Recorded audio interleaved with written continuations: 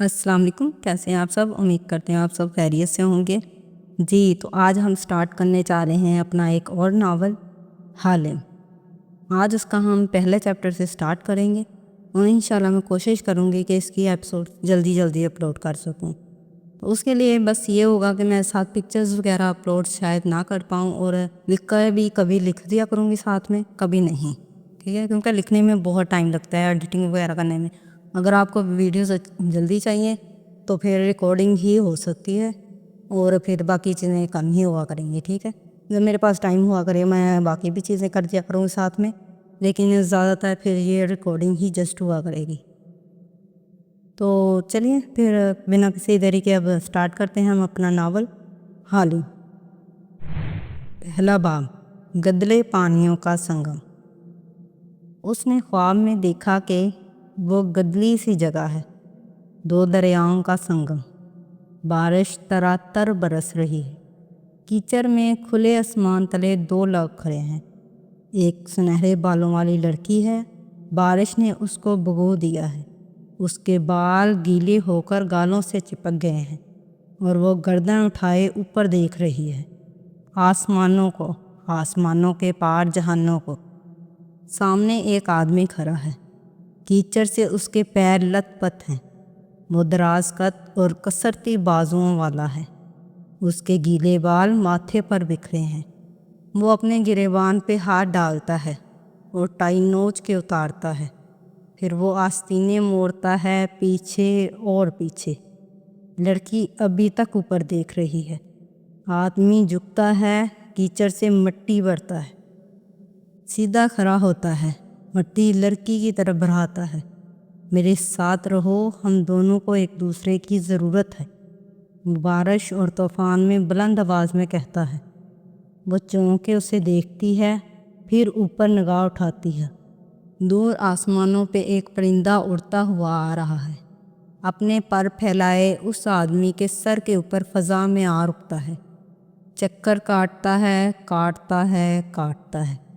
لڑکی انگلی اٹھا کر اشارہ کرتی ہے، الفاظ اس کے لبوں سے نہیں نکل پاتے، مگر وہ ہونٹ ہلا کر کہتی، بے آواز، وہ دیکھو۔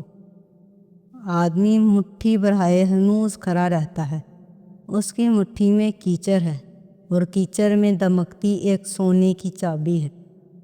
میرے ساتھ رہو، میرے ساتھ رہو، وہ ہنوز کہہ رہا ہے۔ پرندہ ان کے سر پہ چکر کاٹ رہا ہے، سنہرے اور سرخ رنگ کا پرندہ، عقاب جیسا، نیلے ہیروں جیسی آنکھوں والا پرندہ۔ ایک جھٹکے سے حالم کی آنکھ کھلی۔ کوالالمپور جزیروں کے ملک ملیشیا کا سب سے مشہور شہر ہے، مختلف تہذیبوں اور ادیان کا مرکز۔ یہاں مسلمانوں کی اکثریت ہے۔ سمندر اور اونچے پہاڑ، سبزہ اور کھلے باغات، وہ جنت کے تصور جیسا خوبصورت شہر ہے۔ اور اس صبح وہ معمول کے مطابق آوازوں، شور اور بے فکر قہقہوں سے گونج رہا ہے۔ کے آئل، کوالالمپور کو عرف عام میں کے آئل کہا جاتا ہے، کہ صرف کاروباری مرکز میں ایک اونچی عمارت بے نیازی سے کھڑی دکھائی دیتی ہے۔ اس کے بارہویں فلور پر آفس کیبن بنے تھے اور کارکن مصروف نظر آ رہے تھے، ٹائپنگ کی آوازیں، فون کی گھنٹیاں۔ ایسے میں ایک نوجوان ہاتھ میں فائل پکڑے تیز تیز چلتا جا رہا تھا۔ چینی نقوش کا حامل وہ درمیانے قد کا امپلائی تھا، اور اس کے چہرے پہ دبا دبا جوش تھا۔ ایک دروازے کے سامنے وہ رکا، خوشی کو قابو کرتے ہوئے مسکراہٹ دبائی اور دھڑلے سے دروازہ کھولا۔ اندر آفس ٹیبل کے پیچھے ایک تھکا ماندہ سا ادھیڑ عمر شخص بیٹھا تھا، ٹائی ڈھیلی کیے، بگڑے تاثرات لیے۔ اس نے آنکھیں اٹھا کے تاخت سے اندر داخل ہوتے نوجوان کو دیکھا۔ مولیا، میں اس وقت کوئی بات نہیں سننا چاہتا، میں ساری رات سو نہیں پایا، ابھی مجھے ڈسٹرب نہ کرو۔ انور صاحب، اچھی خبر ہے۔ مولیا دمکتے چہرے کے ساتھ کرسی کھینچ کے سامنے بیٹھا تو انور صاحب نے ہاتھ جھلایا۔ تمہیں لگتا ہے اس وقت مجھے کوئی خبر خوش کر سکتی ہے؟ میری لاپرواہی سے باس کا لیپ ٹاپ چوری ہو گیا ہے، اور تمہیں اپنے کاموں کی پری ہے۔ وہ ناراض آنکھیں مولیہ پر جما کے زور سے بولے، ابھی تک تو باس کو معلوم نہیں ہے کہ ان کا لیپ ٹاپ جو انہوں نے مجھے وائرس سے پاک کرنے کے لیے دیا تھا میں گم کر چکا ہوں۔ جاؤ خدا کے لیے۔ سر تحمل سے میری بات سنیں، مولیہ نے لیپ ٹاپ کو ٹریس کر لیا ہے، وہ چہک کے بولا۔ ملیشیا کے لوگ عموماً میں نے یہ کر لیا ہے کی جگہ اپنا نام لے کر کہتے ہیں کہ مولیہ نے یہ کر لیا ہے۔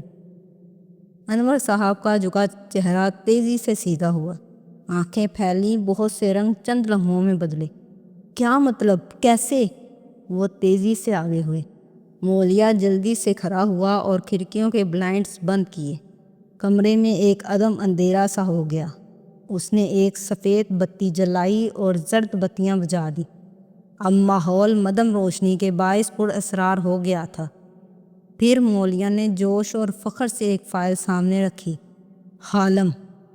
انور صاحب نے چونک کے اسے دیکھا، پھر سیاہ فائل کو۔ تم نے حالم کو ہائر کیا؟ ان کی آواز دلچسپ سرگوشی میں بدل گئی، آنکھوں میں چمک ابھری۔ جی، مولیہ نے رات کو ہی اسے کال کر دی تھی اور صبح تک اس نے سارا کھوج لگا لیا ہے۔ اتنی جلدی؟ ان کو خوشگوار سی بے یقینی ہوئی۔ وہ حالم ہے سر، حالم یعنی خواب دیکھنے والا، مگر خواب وہ ہمارے پورے کرتا ہے۔ ہم جیسے لوگ پولیس کے پاس جا نہیں سکتے کیونکہ پولیس لیپ ٹاپ کو ایویڈنس میں شامل کر کے اسے دیکھے گی ضرور، اور ہمارے کارپوریٹ سیکرٹس کمپرومائز ہو جائیں گے اور باس کو بھی علم ہو جائے گا۔ ہم دونوں کی نوکری چلی جائے گی، اس لیے ہمارے پاس حالم جیسے پرائیویٹ اسکیم انویسٹیگیٹر سے اچھا کوئی آپشن نہیں ہے۔ تم نے بہت اچھا کیا، حیرت ہے مجھے اس کا خیال کیوں نہیں آیا، حالانکہ کتنے کام کروا چکے ہیں ہم پچھلے چند ماہ میں اس سے۔ وہ تھکان سے پہلی دفعہ مسکرائے، پھر خیال آنے پہ پوچھا، کیسا ہے وہ اب؟ ویسا ہی نخریلا، مغرور اور موڈی؟ ہے تو وہ ویسا ہی، کتنی منتیں کرنی پڑتی ہیں اس کی، پھر کام کرنے کی حامی بڑھتا ہے وہ، لیکن ایک دفعہ ذمہ داری اٹھا لے تو کام کر کے دم لیتا ہے۔ ایسے ہی تو وہ کے آئل کے بلیک مارکیٹ کا سب سے ذہین اور شاطر انویسٹیگیٹر نہیں ہے سر۔ میں تو اس دن کے لیے شکر ادا کرتا ہوں جب مجھے ایک دوست نے حالم کے بارے میں بتایا تھا، اس کی ذہانت۔ اچھا اب کام کی طرف آؤ، انہوں نے بیزاری سے ٹوکا تو مولیہ کی زبان کو قفل لگا، پھر خجل سے مسکرا کے بولے، اچھا یہ دیکھیں اس نے لیپ ٹاپ کو ٹریس کر لیا ہے، اس وقت ہمارا لیپ ٹاپ اس ایڈریس پر موجود ہے۔ مولیہ نے فائل کھول کے اس پہ ایک جگہ دستک دی۔ انور صاحب آگے کو جھکے، اینک ناک پر جمائی اور غور سے پڑھا۔ یہ تو کسی کا گھر کا پتہ لگ رہا ہے، مگر یہ کون؟ ایک منٹ، انہوں نے چونک کے آنکھیں اٹھائیں، رنگ فک ہوا۔ یہ تو تنگو کامل محمد کا گھر ہے۔ انہوں نے سر اٹھایا تو منہ ادا کھل چکا تھا اور پیشانی پہ پسینہ پھوٹ رہا تھا۔ تنگو کامل نے ہمارا لیپ ٹاپ چرایا؟ او خدایا، مجھے اٹھا لے۔ صبر کریں سر، صبر؟ میں باس کو کیا منہ دکھاؤں گا؟ وہ چیخے تھے، میری کار سے ان کا لیپ ٹاپ چوری ہوتا ہے، اور چوری کرنے والا کون ہے؟ ہمارا سب سے بڑا حریف۔ یا اللہ، وہ اب تک کیا کچھ کر چکا ہوگا ہمارے ڈاکومنٹس کے ساتھ۔ انہوں نے پیشانی پہ ہاتھ رکھا اور آنکھیں بند کر لی۔ مولیہ نے جلدی سے پانی کا گلاس بھر کے ان کے سامنے کیا۔ انور صاحب نے جٹ گلاس اٹھایا اور گٹاگٹ پی گئے، پھر گہری سانس لے کر خود کو نارمل کرنے لگے۔ ابھی تک تو میں نے سر کو یہ کہہ رکھا ہے کہ لیپ ٹاپ ٹھیک کروا رہا ہوں، چند گھنٹے سے زیادہ میں ان کو ٹال نہیں سکتا۔ اب بتاؤ، وہ خود بے قابو پاتے ہوئے فکر مندی سے پوچھنے لگے، وہ کتنی جلدی تنگو کامل کے گھر سے لیپ ٹاپ نکال کر لا سکتا ہے؟ کون؟ میرا دادا جو قبر میں بیٹھا تمہیں خط لکھ رہا ہے، یو ایڈیٹ۔ انہوں نے زور سے میز پہ ہاتھ مارا، پانی کا گلاس تو کانپا ہی، مولیہ بھی خود اچھل ہی پڑا۔ وہ آپ حالم کا پوچھ رہے ہیں؟ مگر سر وہ انویسٹیگیٹر ہے، اس سے زیادہ وہ کچھ نہیں کر سکے گا۔ مگر انور صاحب کے تاثرات اور لال انگارہ آنکھیں دیکھ کر وہ گڑبڑا کے اٹھا۔ میں کچھ کرتا ہوں، اس کی منت کرتا ہوں۔ انور صاحب نے خاموشی سے انگلی سے اسے قریب بلایا۔ وہ ڈرتے ڈرتے ان کی طرف جھکا۔ اگر وہ اتنا زور سے گرجے کہ مولیا بے اختیار پیچھے ہٹا۔ اگر مجھے آج رات تک لیپ ٹاپ نہ ملا تو تمہاری نوکری گئی۔ جتنا پیسہ خرچ کرنا پڑے کرو، میں ساری رقم ادا کروں گا، لیکن مجھے وہ واپس چاہیے۔ روجر باس، اس نے اس بات میں زور زور سے گردن ہلائی، جلدی جلدی فائل سمیٹی اور باہر کو بھاگا۔ اپنے آفس میں آ کے اس نے دروازہ بند کیا اور کرسی پر نڈال سا گر گیا۔ مگر وقت مزید ضائع نہیں کیا جا سکتا تھا۔ ایک نظر اپنی بیوی بچوں کی تصاویر کو دیکھا جو میز پر رکھے فریمز میں لگی تھیں، اور پھر فون پہ نمبر ملانے لگا۔ کالنگ حالم۔ جلد ہی اس نے فون اٹھا لیا۔ پھر حالم کی خوشگوار مردانہ آواز گونجی۔ میں سوچ ہی رہا تھا کہ ابھی تک میری صبح خوشگوار کیوں گزر رہی ہے، کوئی نحوست کیوں نہیں گل رہی اس میں۔ فون کرنے کا شکریہ مولیا، اب بتاؤ کیا کام ہے؟ مولیا کی صبح میں سارے زمانے کی نحوست گل گئی۔ چہرے کے زاویے بگڑے مگر وہ ضبط کر کے مسکرایا۔ تمہارا شکریہ ادا کرنے کے لیے فون کیا تھا۔ ہو ہی نہیں سکتا، کام بتاؤ، وہ اب کے رکھائی سے بولا تھا۔ مگر یاد رکھنا اگلے 4 دن میں مصروف ہوں، جمعرات کے بعد کر سکوں گا۔ اب بتاؤ پھر سے کیا کھو دیا تم نے؟ وہی لیپ ٹاپ، وہ بے چارگی سے بولا۔ کیا مطلب؟ ابھی تک نکلوایا نہیں ہے وہ؟ کمال آدمی ہو یار تم، 2 گھنٹے پہلے رپورٹ دی تھی تمہیں۔ اپنے 4-5 سیکورٹی کے بندے لے کر جاتے، ان کے گھر میں گھستے اور نکال کر یہ جا وہ جا۔ حالم خدا کے لیے سمجھو۔ مولیا اپنے بال نوچنا چاہتا تھا۔ ہم کارپوریٹ سیکٹر کے لوگ ہیں، گنڈے بدماش نہیں ہیں۔ جتنے اچھے ہمارے سیکورٹی آفیسر ہیں اس سے کہیں اچھے لوگ تنگو کامل کے پاس ہوں گے۔ وہ تنگو کامل ہے ایک امیر اور طاقتور آدمی، نہ ہوتا تب بھی ہم یہ نہیں کر سکتے تھے، کیونکہ لیپ ٹاپ انور صاحب کی لاپرواہی سے کھویا ہے۔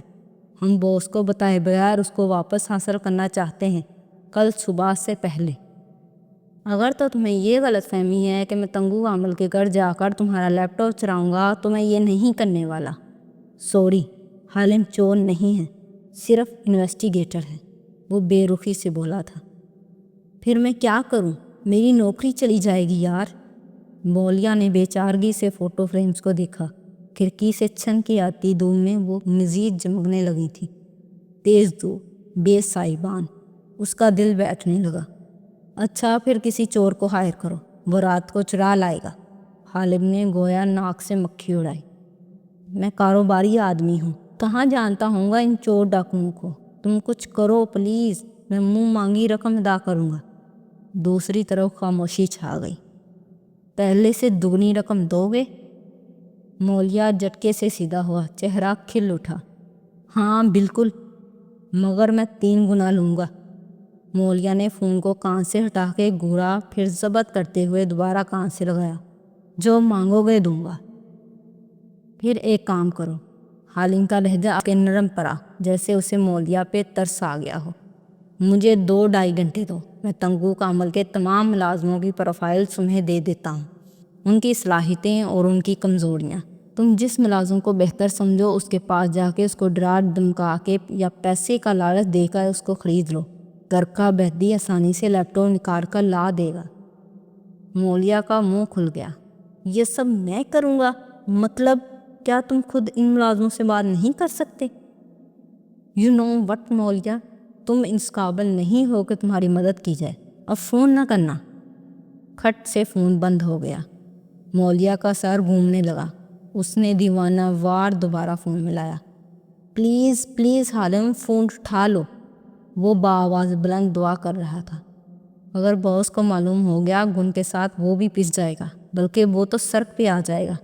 مگر حالم فون نہیں اٹھا رہا تھا۔ میز پہ رکھے فوٹو فریمز اب دھوپ کی حدت سے چمکنے لگے تھے، جیسے اس کے بیوی بچے سائے سے نکل کر ننگے سر سورج تلے آ کھڑے ہوں۔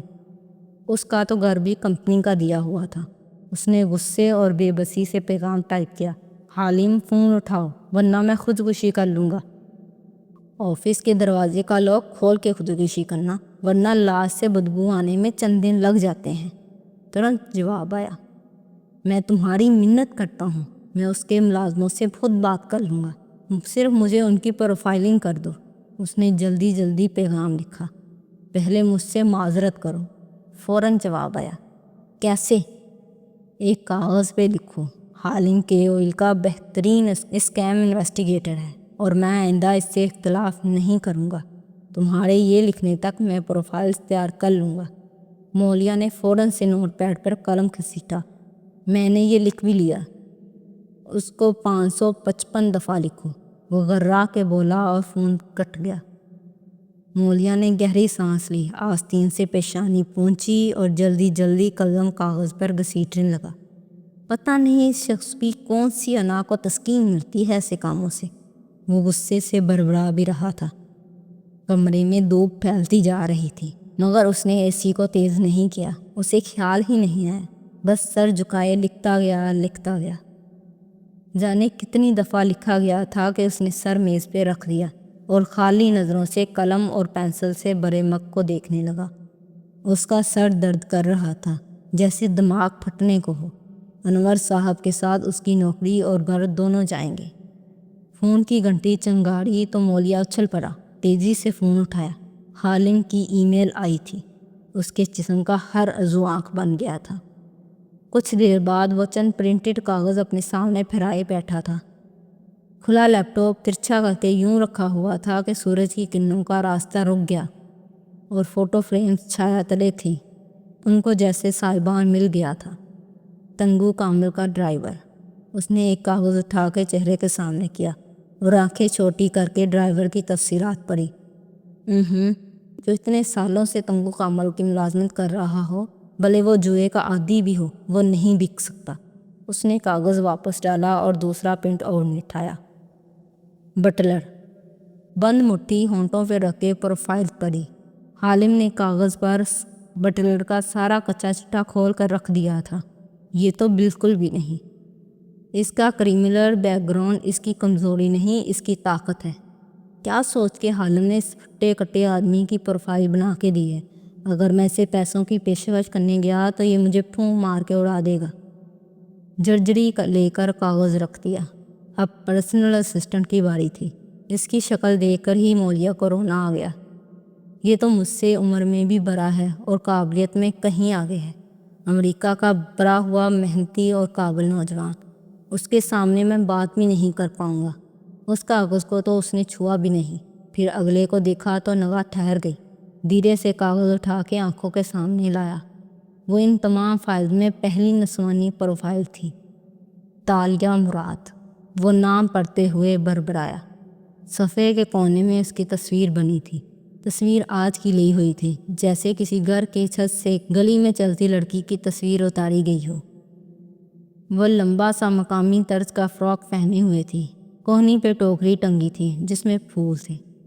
وہ سر جھکائے کندھے کے پل سے کچھ نکال رہی تھی۔ ماتھے پہ سفید خوبصورت سا ہیٹ پہن رکھا تھا، جس سے سیاہ بال نکل کر کندھے پر گر رہے تھے۔ جھکے سر اور ہیٹ کے باعث چہرہ واضح نہ تھا، مگر رنگت گوری لگتی تھی۔ مولیا کی نظریں ٹائپ شدہ الفاظ پہ جا رکیں جو حالم نے اس کی پروفائلنگ کرتے ہوئے لکھی تھی۔ تالیہ مراد۔ اس کا تعلق کشمیر سے ہے۔ 3 ماہ سے تنگو کامل کی ملازمہ ہے۔ زیادہ پڑھی لکھی نہیں ہے، مگر انگریزی اور ملے زبان ٹھیک سے بول لیتی ہے۔ بہت باتونی لڑکی ہے، قدرے بے وقوف اور جلد باز۔ آدھا دن تنگو کامل کی ملازمت کرتی ہے اور شام میں ایک ریسٹورنٹ میں ویٹرس کے طور پر کام کرتی ہے۔ کشمیر میں اس کا لمبا چوڑا خاندان ہے جس کی کفالت یہی کرتی ہے۔ جو کماتی ہے وہیں بیچ دیتی ہے۔ خود عام کپڑوں اور جوتوں میں خوش باش گھوم رہی ہوتی ہے۔ تالیہ کو سوپ بنانے، احمقوں کی طرح بہت بولنے اور ہر چھپکلی کاکروچ کو دیکھ کر چیخے مار مار کے رونے کے علاوہ کچھ نہیں آتا۔ وہ ایسی لڑکیوں میں سے ہے جن کے پاس اچھی شکل اور دراز قد کے علاوہ کوئی خصوصیت اور صلاحیت نہیں ہوتی، نہ ذہانت نہ تعلیم۔ اس کے باوجود تنگو کامل ہو یا سوپ پارلر والے، سب تالیہ سے محبت کرتے ہیں۔ میں یہ دیکھ کر بہت حیران ہوا کہ ایک کم ذہن، کم علم اور سادہ سی لڑکی پہ سب اتنا اعتماد کیوں کرتے ہیں، مگر اس کی وجہ صرف یہ ہے کہ وہ ایماندار، سچ بولنے اور خیال رکھنے والی لڑکی ہے۔ خوش اخلاق اور ہنس مکھ ہے۔ انہی خامیوں کی وجہ سے وہ زندگی میں کبھی ترقی نہیں کر سکی اور نہ کبھی کر سکے گی۔ وہ ایک بے رحمانہ تجزیہ تھا۔ مولیا کی پیشانی پہ افسوس کی لکیریں ابھری۔ حالم کتنا بے مربت اور شفاق ہے، یہ شاید مادہ پرست۔ ابھی وہ کوئی اور تبصرہ کرتا لیکن صفحے کا آخری پیراگراف پڑھ کے ٹھٹک گیا۔ طالیہ یہاں اللیگل ہے۔ وہ نوکری کی تلاش میں آنے والے غیر قانونی پاکستانیوں میں سے ہے اور یہی اس کی کمزوری ہے جس کی بنا پہ اس کو ڈرایا دھمکایا جا سکتا ہے۔ اوہ، تبھی تنگو کامل نے اس سے ملازمت کی۔ اللیگل لڑکی یعنی کم تنخواہ اور مراد۔ کنجوس تو وہ ہمیشہ سے تھا، غیر قانونی تارک وطن۔ مولیا نے چہرہ اٹھایا تو اس کی آنکھیں چمک رہی تھیں۔ رگت میں پھر سے سرخیاں گل گئی تھیں اور فوٹو فریم چھاؤں میں محفوظ دکھائی دیتے تھے۔ مجھے اس لڑکی کو ڈھونڈنا ہے۔ کار کی چابی اٹھاتے ہوئے اس نے تمام کاغذ سمیٹ کر فائل میں رکھی، ایک نظر لڑکی کے پتے پر ڈالی اور فائل لیے اٹھا۔ مجھے ان چند گھنٹوں میں اس لڑکی کے ذریعے باس کا لیپ ٹاپ واپس حاصل کرنا ہے۔ وہ ایک قدم سے باہر کو بھاگا تھا۔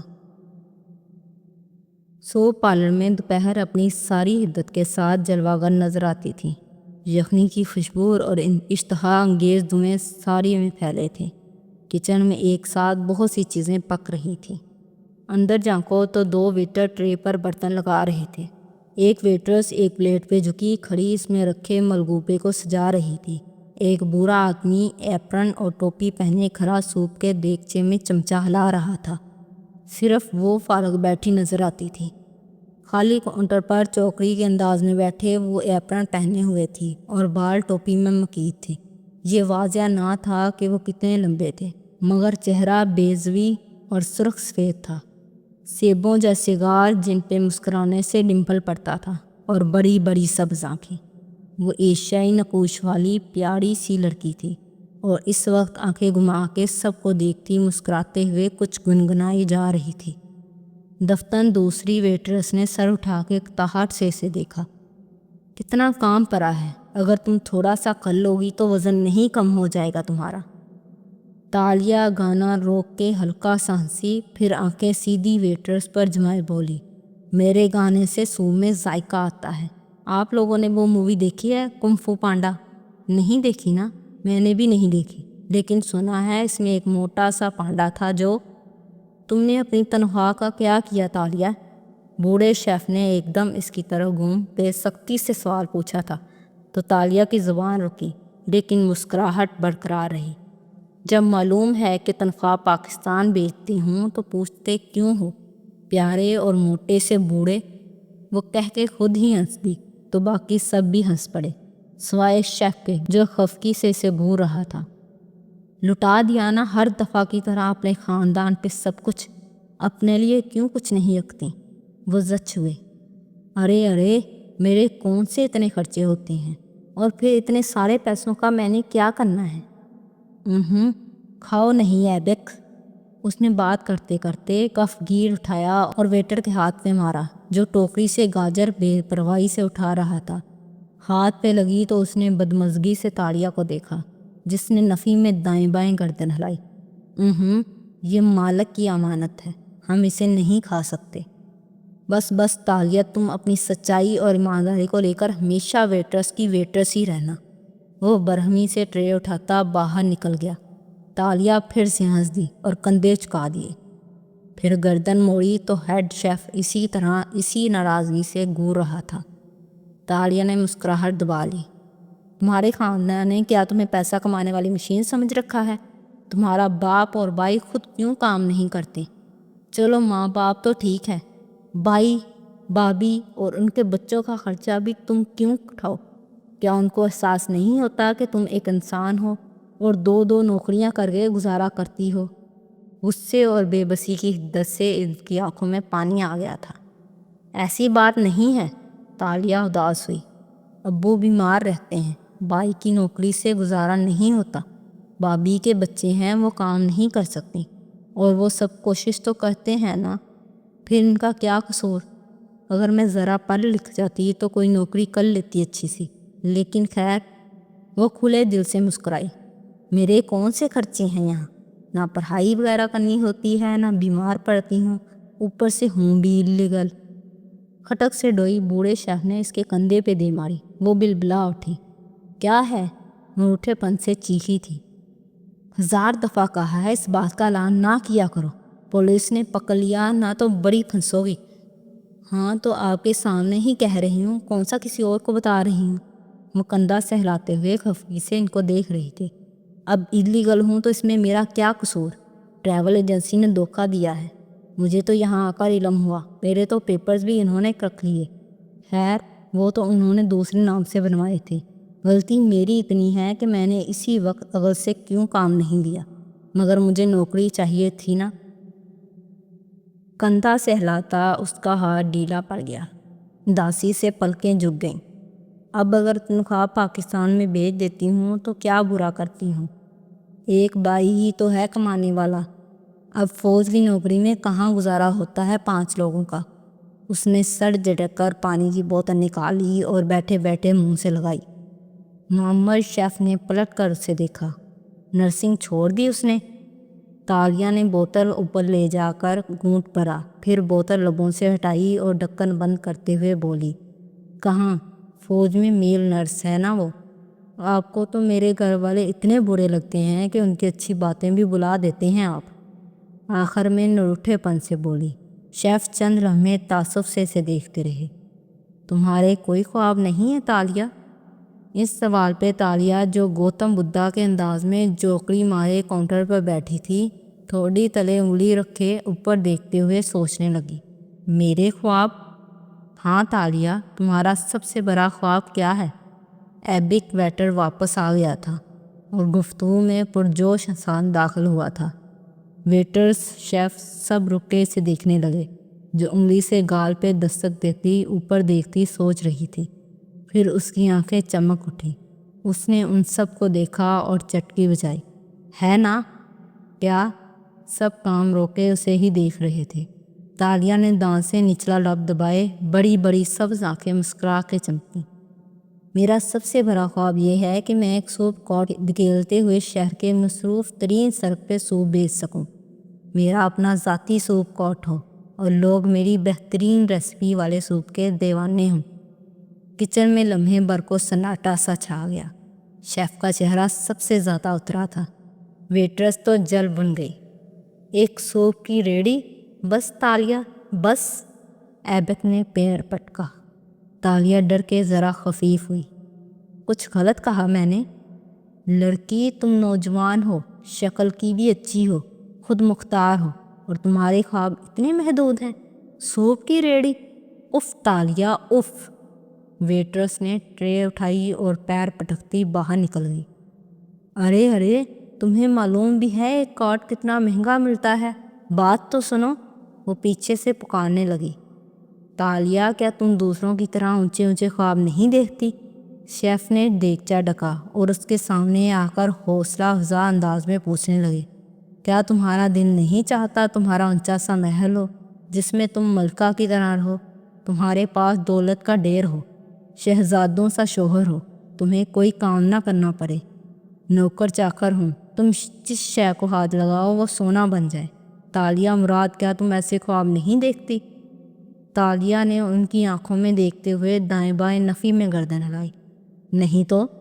بوڑھے شیف کی ساری خوش اخلاقی ہوا ہو گئی۔ ماتھے کو چھوا، اسے غصے سے کوسا اور کام کی طرف پلٹ گئے۔ تالیہ کندھے جھکا کر پھر سے ہنس دی۔ میں تو ایک عام سی لڑکی ہوں، نہ میری تعلیم ہے نہ کوئی اعلیٰ خاندان، مجھے خوابوں میں دلچسپی ہے نہ مردوں میں، بس تنگو کامل کے گھر سے ریسٹورنٹ اور ریسٹورنٹ سے ان کا گھر۔ میری زندگی جب انہی دونوں چکروں میں کٹ جانی ہے تو کیا کرنا ہے میں نے لمبے لمبے خواب دیکھ کر؟ اپنے لیے کماتی ہوں، کھاتی ہوں اور گھر والوں کو کھلاتی ہوں۔ میں تو بہت خوش ہوں ایسے، میری زندگی میں کوئی مسئلہ کوئی پریشانی نہیں ہے، وہ بے فکری سے ہنس مکھ سے انداز میں کہہ رہی تھی۔ شیف مزید اسے کچھ سخت سست سناتے کہ ایبک ویٹر تیزی سے اندر آیا۔ تالیہ، تم سے کوئی ملنے آیا ہے؟ مجھ سے؟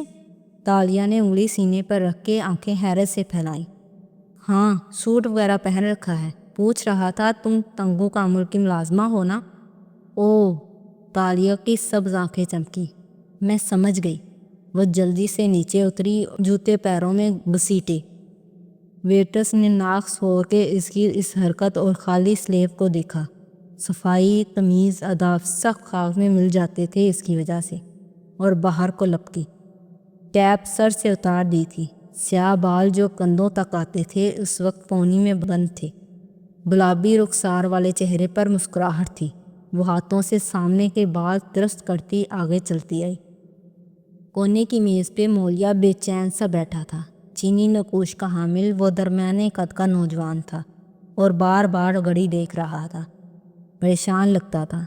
दफ्तर नज़र उठाई तो देखा सामने से एक वेटरस चलती आ रही है। हालम की दी गई तस्वीर में इसकी शक्ल वाज़िया ना थी, मगर वो पहचान गया। अलबत्ता अपनी जगह से नहीं उठा, चेहरे को भी संजीदा बना लिया। वो सामने आई तो इसने करख्तगी से कुर्सी की तरफ इशारा किया। बैठो, मुझे तुमसे बात करनी है। वो इसके सामने बैठी, कोहनियाँ मेज़ पे रखी, हथेलियों पे चेहरा गिराया और दिलचस्पी से इसको देखा। बोलिए। मौलिया कदरे रौब से खनकारा, फिर इसकी आंखों में देखते हुए संजीदगी से गोया हुआ। तुम तंगू कामल की मुलाजमा हो ना? यानी कि मेरा अंदाज़ा दुरुस्त था। वो हल्का सा हंसती। आप तनकू अहमद तंगू कामल के बेटे का नाम की सालगिरह की तकरीब में थे शायद, और मेरा सूप पिया था ना आपने। और अब आप यकीनन चाहते होंगे कि मैं आपके लिए काम करूं, मगर तुम मलेशिया में इलीगल हो, है ना? वो सख्ती से बोला तो वो ठहर गई। मुस्कुराहट मदम हुई। सब्ज आंखों में हैरत उभरी। आपको कैसे? देखो, मैं लंबी बात नहीं करने आया, लेकिन अगर अभी मैं जाके पुलिस को इत्तला कर दूं कि तुम यहाँ इलीगल हो तो ये सूप पार्लर का मालिक तो छोड़ो, तंगू कामल भी मुश्किल में फंस जाएगा। तालिया के होंठ खुल गए। यकटक उसे देखे गई, फिर आंखों में अफसोस उभरा। आप ऐसा क्यों करेंगे? मेरे साथ ट्रैवल एजेंसी ने धोखा किया था और फिर मैंने अप्लाई कर रखा है कानूनी। तुम जानती हो मैं तुम्हें अभी के अभी जेल में डलवा सकता हूँ। वो आगे को झुका और उसको घूरते हुए घर्राया। वो हल्का सा चौंकी। आप कौन हैं और क्या चाहते हैं? स्याह बालों की पोनी बनाए, यूनिफॉर्म के स्कर्ट ब्लाउज में मलबूस सब्ज आंखों वाली लड़की हैरान थी। मौलिया ने गहरी सांस ली और फाइल खोली। पहले सफ़े पर तालिया की प्रोफाइल लिखी थी। तालिया ने सर झुका के देखा तो आंखें फैल गईं। बेयकीनी से पलकें उठाई। मेरे बारे में आपको इतना कुछ? अब के वो ज़रा संभल कर बैठी, चौकन्नी सी, कदरे पीछे भी हुई। कौन है आप? मौलिया ने अगला सफ़ा पलटा और एक तस्वीर निकाल के इसके सामने रखी। ये तुम्हारे घर वालों की तस्वीर है ना? कश्मीर में रहते हैं वो। जानती हो मैं इनके बारे में कैसे जानता हूँ? क्योंकि मेरे हाथ बहुत लंबे हैं। उसकी तरफ झुके वो इसकी आंखों में देखता चबा चबा के कह रहा था। तालिया की रंगत जर्द पड़ने लगी। वो मज़ीद पीछे हुई, फिर गर्दन घुमा के देखा। इर्द गिर्द लोग खाने पीने और बातों में मसरूफ़ थे। कोई इनकी तरफ मतवज्जा नहीं था। खौफजदा लड़की ने फिर से मौलिया को देखा। क्या चाहते हो? तुम्हारे ऊपर कर्जा भी है, भाई की शादी के लिए लिया था ना? वो कैसे उतारोगी? कभी सोचा? आपको मुझसे क्या चाहिए? वो शदीद गैर आरामदा नज़र आ रही थी। देखो तालिया, मौलिया ने आवाज़ धीमी की, लहजा नरम किया। लम्हे भर के लिए भी वो लड़की के चेहरे पर से नज़रें नहीं हटा रहा था। अगर तुम चाहो तो मैं तुम्हारा कर्जा भी उतार सकता हूँ, मज़ीद रकम भी दे सकता हूँ, और तुम्हारी फैमिली को भी कुछ नहीं होगा। बात नहीं मानोगी तो तुम्हारे माँ बाप को नुकसान पहुँच सकता है, और तुम इलीगल होने और जेल चले जाने के बाइस इनकी मदद भी नहीं कर पाओगी। अब बताओ, मेरी मदद करोगी? कैसी मदद? वो उलझी। रंगत कदरे बहाल हुई। तुम्हारे मालिक तंगू कामल ने मेरा लैपटॉप चुराया है और मुझे वो वापस चाहिए।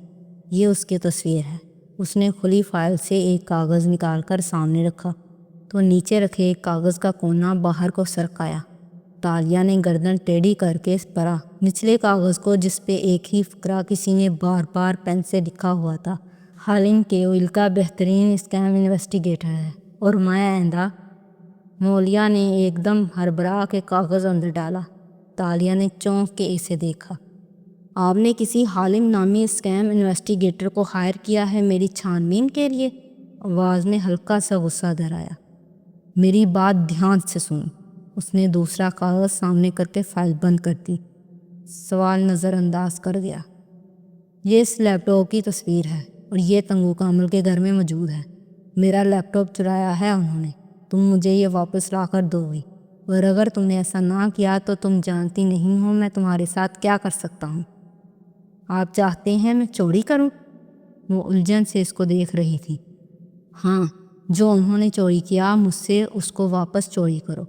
میں تمہیں ایک حقیر رقم دوں گا اور نیشنلٹی لینے میں بھی تمہاری مدد کروں گا۔ میں اپنے مالک کے گھر چوری کروں؟ اپنے مالک کے گھر؟ اس نے انگلی سینے پر رکھ کے افسوس سے پوچھا۔ مولیا نے بے صبری سے چھٹ سر ہلایا۔ ہاں۔ تالیہ نے تعصب بڑی سانس کھینچی اور سر جھٹکا۔ پھر آپ ایسا کریں، پولیس کو بتا دیں جو بھی بتانا ہے، کیونکہ تالیہ ایسی نہیں ہے۔ مجھے آپ کے پیسے نہیں چاہیے ہیں۔ میں اپنے مالک کو دھوکہ نہیں دوں گی۔ وہ سادگی سے کہہ کر کھڑی ہو گئی۔ مولیا بھی ساتھ ہی کھڑا ہوا۔ سب یہی کہتے ہیں کہ ہمیں پیسے نہیں چاہیے، اس سے پہلے کہ انہیں چند صفر بڑھا کے رقم دی جائے۔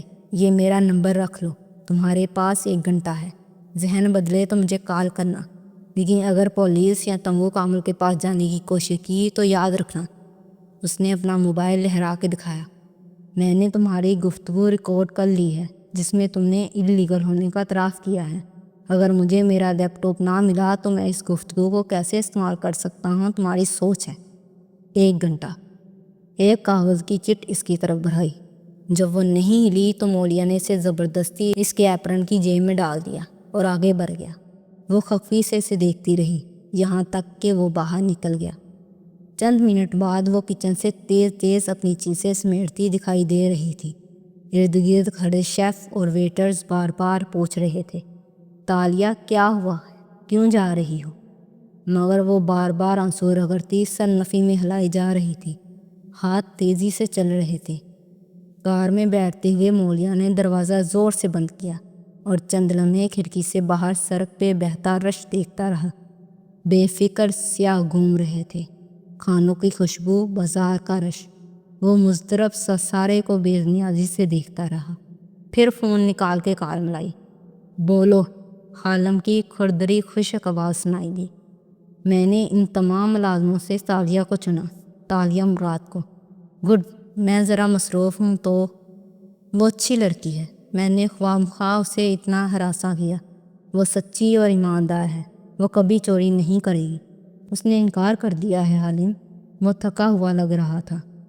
رقم بڑھا دو، وہاں بے نیازی تھی۔ تم نے سنا نہیں میں نے کیا کہا؟ وہ ایک ایماندار اور سچی لڑکی ہے، سادہ اور معصوم۔ یہ سب اندر سے ایک سی ہوتی ہیں، یہاں کوئی سچا یا ایماندار نہیں ہے مولیا۔ پیسے بڑھا دو، وہ فوراً مان جائے گی۔ حالم کو جیسے اکتاہٹ ہو رہی تھی۔ مولیا کے لبوں پہ زخمی مسکراہٹ ابھری۔ یہ تمہارا تجربہ بول رہا ہے، کیا کسی لڑکی نے دھوکہ دیا ہے تمہیں؟ جواب میں چند لمحے خاموشی چھا گئی، گہری خاموشی۔ پھر حالم کا زوردار قہقہا گونجا۔ مولیا نے گڑبڑا کے فون کان سے ذرا دور کیا۔ ارے مولیا، تمہارا مینٹل کیلیبر میرے پاؤں سے بھی نیچے ہے۔ میرے بارے میں اندازے نہ لگاؤ، اپنا لیپ ٹاپ ڈھونڈو۔ پھر سے ہنسنے کی آواز آئی اور اس نے فون بند کر دیا۔ مولیا بدمزگی سے کچھ بڑبڑایا تھا۔ تنگو کامل کا گھر 3 منزلہ تھا، خوبصورت اور پرتعیش۔ تالیہ نے دروازہ کھولا تو سنہری وال پیپر سے سجی لابی دکھائی دی جس سے سیڑھیاں اوپر جا رہی تھیں۔ ایک طرف لانچ میں کھلتا دروازہ تھا، سامنے ایک باوردی ملازم کھڑا تھا۔ اسے دیکھ کر حیرت سے قریب آیا۔ تالیہ، تمہاری ڈیوٹی آورز تو ابھی شروع بھی نہیں ہوئے۔ پھر سر گھر پہ ہیں، مجھے ان سے ملنا ہے ابھی۔ وہ بے چینی سے بولتی آگے آئی تھی۔ گلابی لمبی اسکرٹ اور بلاؤز پہنے وہ ریسٹورنٹ سے مختلف الباس میں تھی۔ بال ہیئر بینڈ لگا کے کھول رکھے تھے جو سیاہ تھے اور کندھوں تک آتے تھے۔ سبز آنکھوں میں پریشانی تھی۔ تالیہ، سر اسٹڈی میں ہے، تمہیں اگر تنخواہ وغیرہ چاہیے تو میم سے بات کرو، مگر وہ بھی کل صبح۔ پلیز مجھے ابھی سر سے ملنا ہے، صرف 5 منٹ کے لیے۔ وہ کہہ کر تیزی سے آگے بڑھی اور سیڑھیاں چڑھتی گئی۔ ملازم آوازیں دیتا رہ گیا اور وہ یہ جا وہ جا اوپر بھاگ گئی۔ اوپر بھی اسی طرح کی لابی بنی تھی، سامنے کھلا سا لانچ تھا، ایک طرف اسٹڈی کا بند دروازہ۔ تالیہ نے جلدی سے دروازہ کھٹکھٹایا اور دکھیلا۔ اسٹڈی روم میں میز کے پیچھے کرسی پہ ایک ادھیڑ عمر چینی نقوش والے صاحب بیٹھے سامنے کھڑے نوجوان سے کچھ کہہ رہے تھے۔ آہٹ پہ دونوں نے مڑ کے دیکھا۔ تالیہ نے خفت اور پریشانی سے سر دروازے سے نکال کے ان کو دیکھا۔ سر، میں آ جاؤں؟ وہ نوجوان جو تنگو کامل کا پرسنل سیکرٹری تھا منہ بنا کے منع کرنے والا تھا، مگر تنگو کامل نے تکلفاً مسکرا کے اسے اشارہ کیا۔ آ جاؤ تالیہ۔ سیکرٹری چپ ہو گیا۔ تالیہ جھجکتی ہوئی نظریں جھکائے اندر داخل ہوئی۔ ان کے عین سامنے آ کر اس نے نگاہیں اٹھائیں۔ سر، مجھے بات کرنی تھی۔ وہ مسلسل انگلیاں مروڑ رہی تھی۔ ہاں بولو، مگر ذرا جلدی۔ انہوں نے بولتے ہوئے ساتھ ہی گھڑی دیکھی۔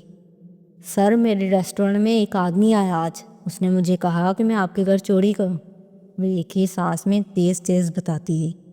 تنگو کامل چونک کے آگے ہوئے۔ سیکرٹری کا بھی منہ کھل گیا۔ جب تک اس نے بات مکمل کی وہ دونوں ہر شے بول چکے تھے۔ اس نے بتایا وہ کون تھا، کس کے لیے کام کرتا تھا، نام کیا تھا؟ تابڑتوڑ سوالات کی تیز بوچھار سے لڑکی قدرے ہراساں نظر آنے لگی، پھر بظاہر ہمت کر کے گردن کرائی۔ نام نہیں بتایا اس نے سر، لیکن اتنا ضرور کہا کہ اس کا لیپ ٹاپ آپ کی اسٹڈی میں ہے، لیکن مجھے معلوم ہے کہ ایسا نہیں ہو سکتا، آپ لوگ کسی کا لیپ ٹاپ چوری نہیں کر سکتے، ہے نا؟ تائیدی نظروں سے اس نے باری باری دونوں کو دیکھا۔ سیکرٹری نے فوراً مالک کو دیکھا۔ بالکل بھی نہیں، ہم کیوں چرائیں گے؟ بلکہ ہو سکتا ہے وہ تمہارے ہاتھوں میرا کمپیوٹر چوری کروانا چاہتا ہو۔ تنگو کامل تالیہ کو دیکھ کر پورے وثوق سے بولے تو اس نے تسلی بھری سانس خارج کی۔ نہیں سر، اس نے مجھے لیپ ٹاپ کی تصویر بھی دکھائی تھی، وہ آپ کے جیسا نہیں تھا، سفید سا تھا، اس نے بولا یہی ہے وہ۔ تالیہ نے ایک طاہرانہ نگاہ اطراف پہ ڈالی۔ تم نے بہت اچھا کیا تالیہ جو مجھے آگاہ کر دیا، وہ توصیفی انداز میں اسے دیکھ کے بولے تھے۔ وہ مسکرا دی۔ سیکرٹری تیزی سے بک شیلف کی طرف گیا اور باری باری دراز کھولنے لگا، کتابیں ادھر ادھر پلٹائیں۔ ہو سکتا ہے کسی نے ہمارے اوپر لیپ ٹاپ پلانٹ کیا ہو، ہمیں اسے فوراً ڈھونڈنا ہوگا، تنگو کامل سوچتے ہوئے بولے تھے۔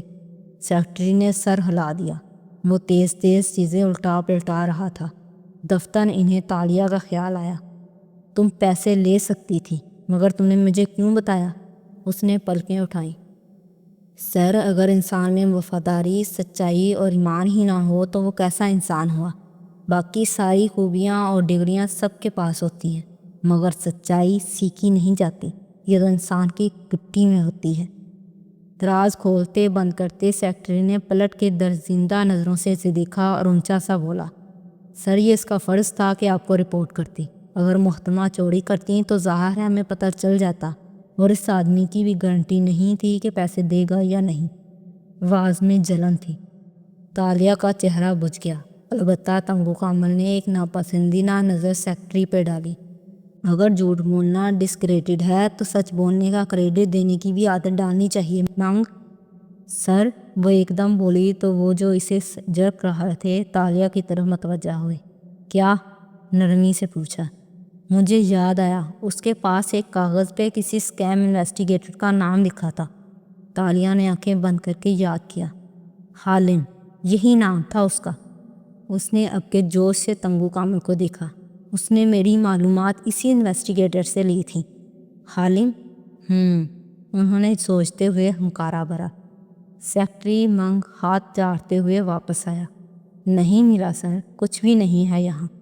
تو اس حالم نے کیوں کہا اس آدمی کو کہ اس کا لیپ ٹاپ یہیں ہے؟ اسی نے بتایا ہوگا یقیناً۔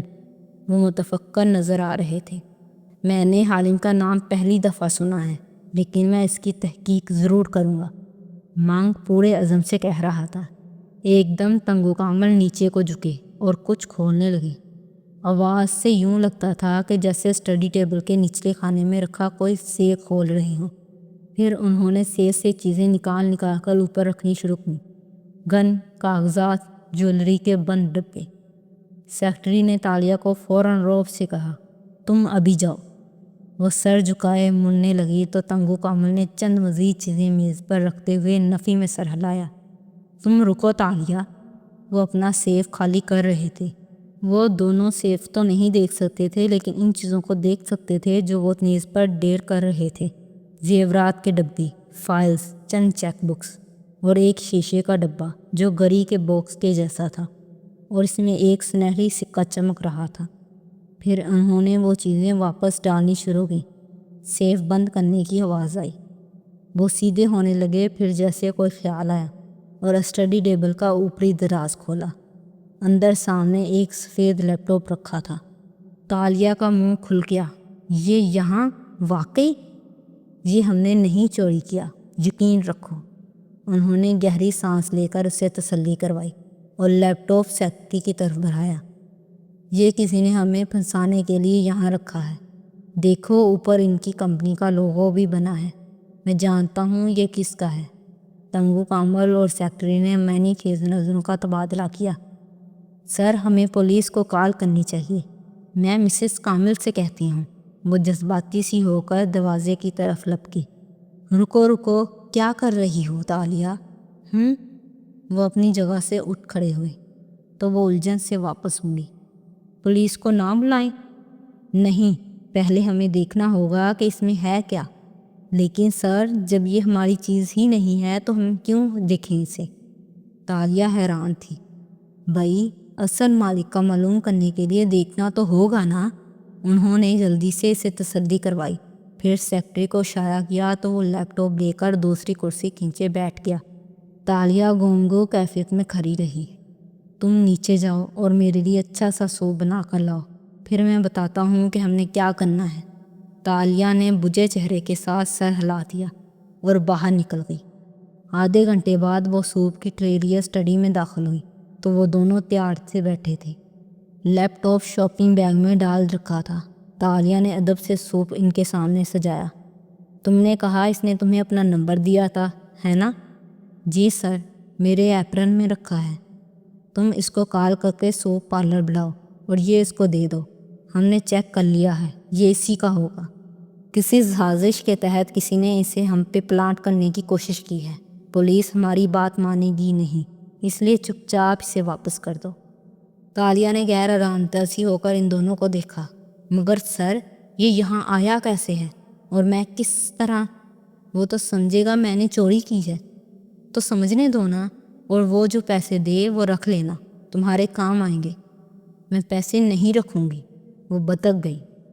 رکھ لینا تالیہ، ورنہ وہ سمجھے گا کہ تمہیں ہم نے بھیجا ہے۔ اس کو یہ معلوم نہیں ہونا چاہیے کہ ہم اس میں انوالوڈ ہیں، ٹھیک ہے؟ سیکرٹری اب خوشامدی انداز میں سمجھا رہا تھا۔ تالیہ کی آنکھوں کے کنارے بھیگنے لگے۔